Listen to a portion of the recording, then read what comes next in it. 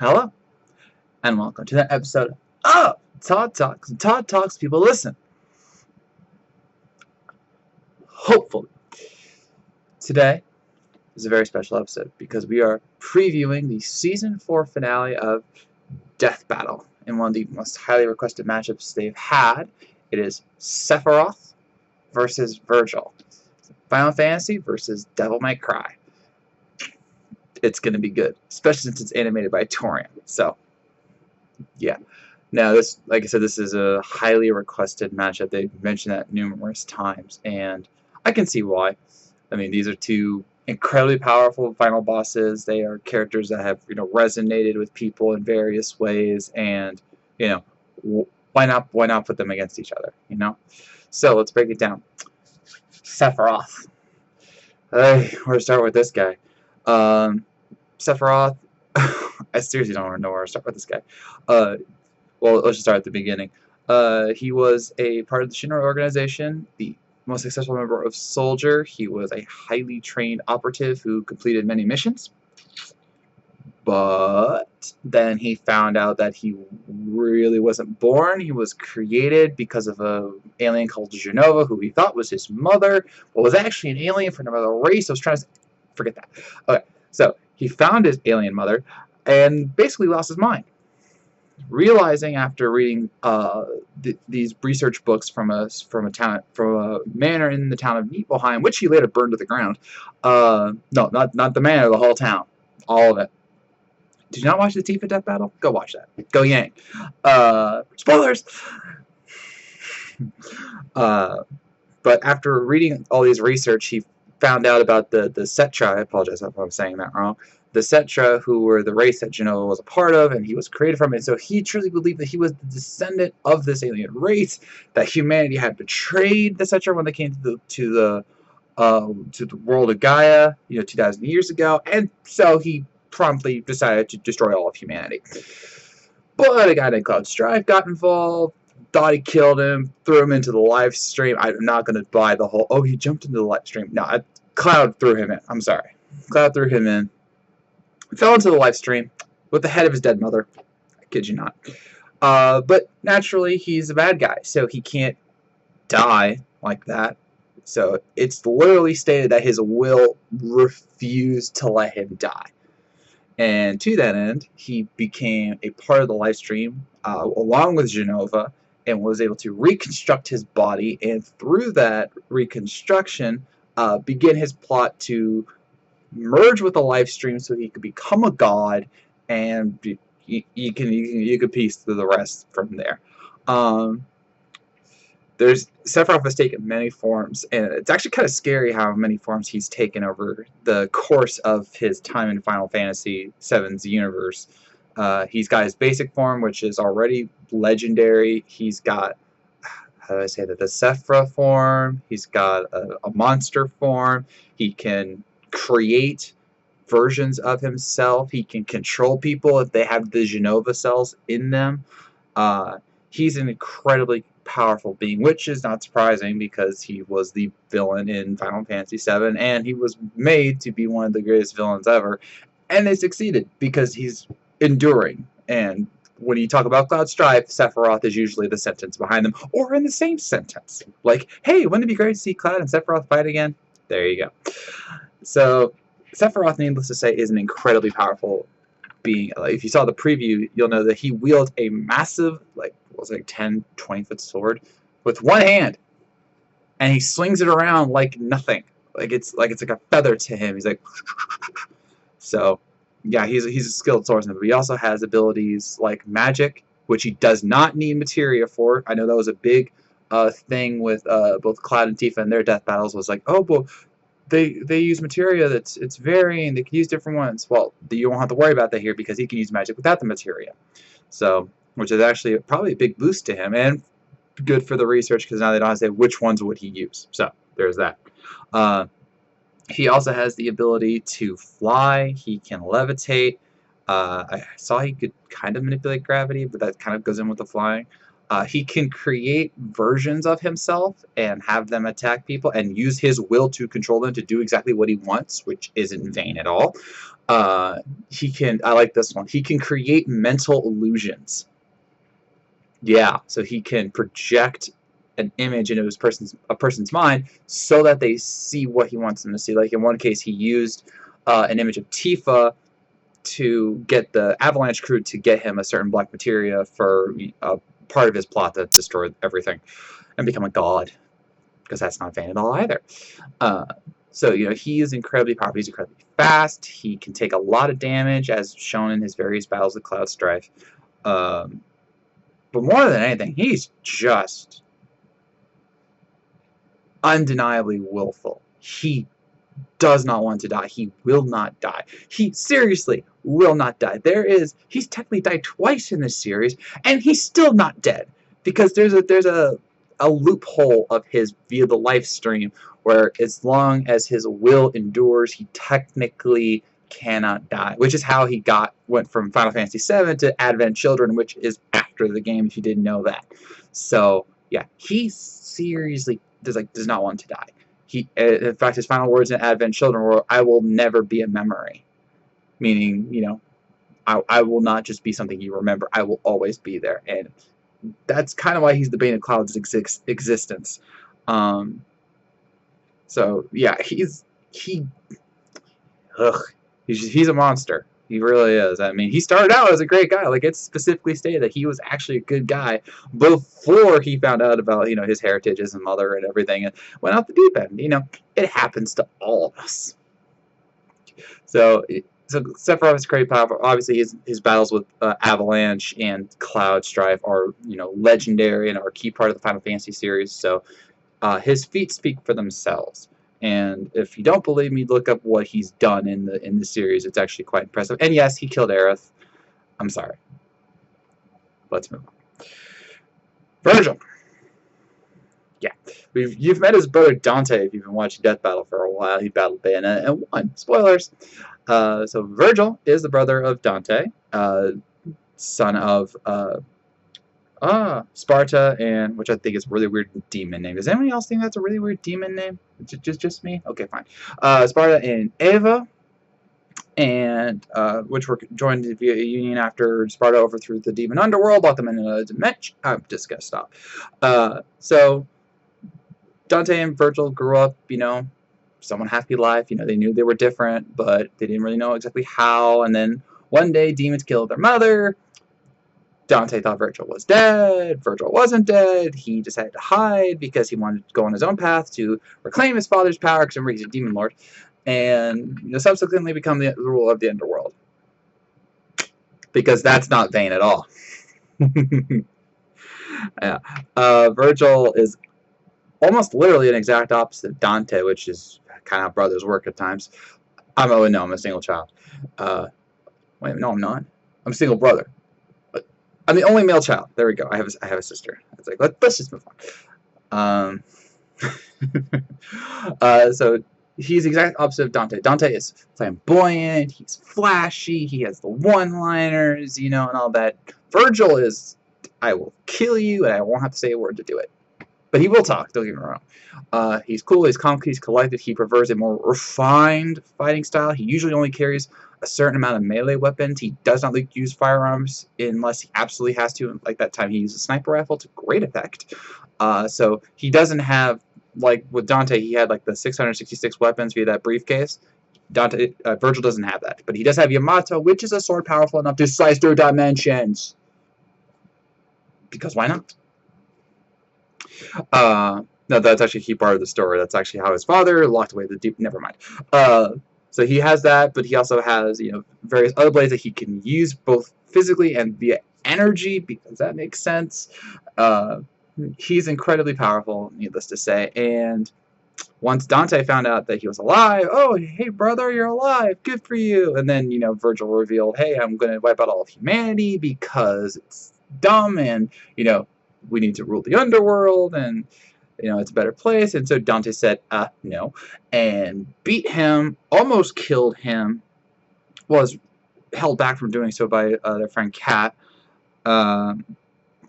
But then, as if that wasn't good enough of a story for him, they had a DLC where he actually meets a hollow version of himself. Why not? Defeats said hollow version of himself and becomes the actual ruler of the underworld. So, yeah. Guess the bad guy wins in the end. So, as for Vergil, he too is incredibly powerful. Dante were so fast. If you remember the Dante death battle, you'll remember this feat. Him and Dante were so fast that in one of their earliest fights, they were able to cut every single drop of rain within like a certain area. I can't remember the exact one. I'm sorry.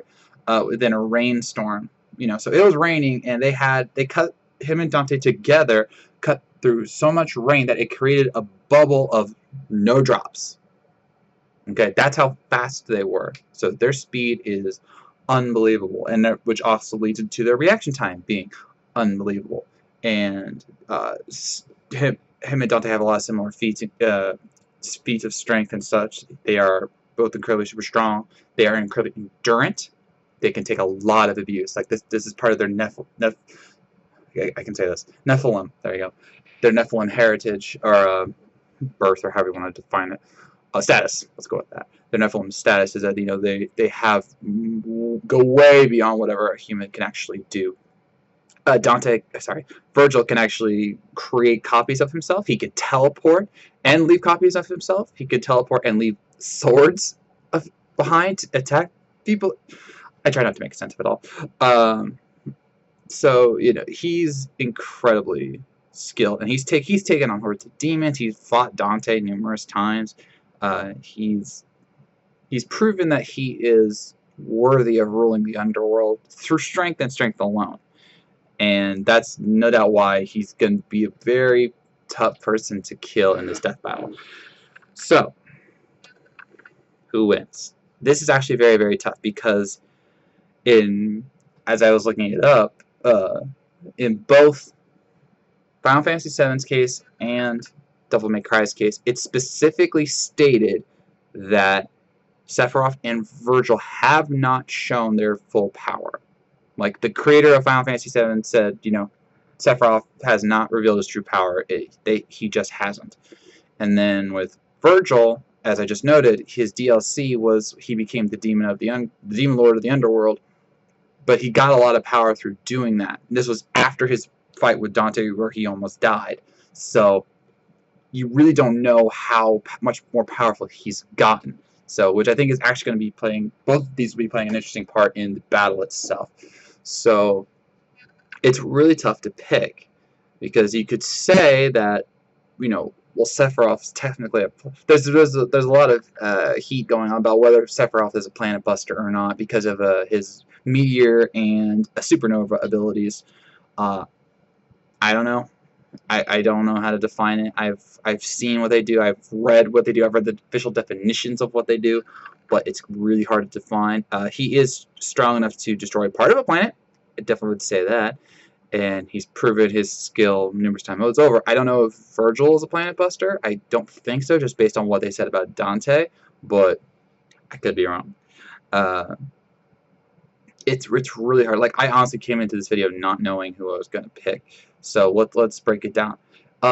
Speed-wise, this one's tough because Sephiroth and Vergil have both had heated battles with their foes, Cloud and Dante, and they've had incredibly fast battles with them, and so their speed is debatable. I would give it to Vergil just because of the raindrop thing, but I could be wrong. Sephiroth could be faster.